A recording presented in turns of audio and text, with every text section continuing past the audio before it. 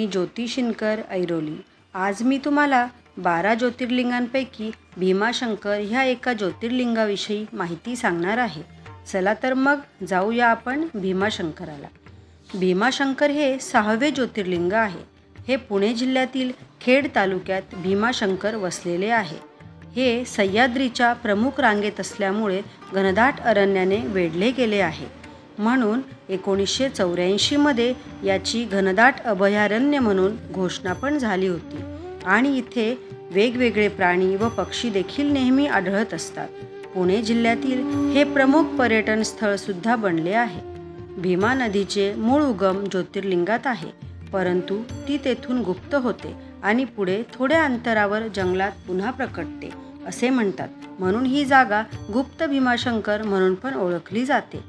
तेथून जवळपासच्या परिसरात कोकणकडा, नागफणी, सीताराम बाबा आश्रम इत्यादी ठिकाणे पाहायला मिळतात।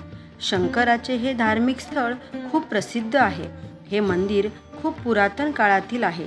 सुंदर नक्षीकाम व दशावताराच्या कोरलेल्या मूर्ती खूप रेखीव सुंदर दिसतात। सुमारे 5 मन वजनाची घंटा देखील आहे इथे। शिवाजी महाराज व छत्रपती राजाराम महाराज भीमाशंकराच्या दर्शनास येत असत अशी आख्यायिका आहे। अशा प्रकारे भारतातील 12 ज्योतिर्लिंगांपैकी हे एक ज्योतिर्लिंग भीमाशंकर खूप सुंदर ठिकाण आहे। इथल्या भीमा नदीचा उगम पाहणे खरोखरच एक अविस्मरणीय आनंद आहे। धन्यवाद।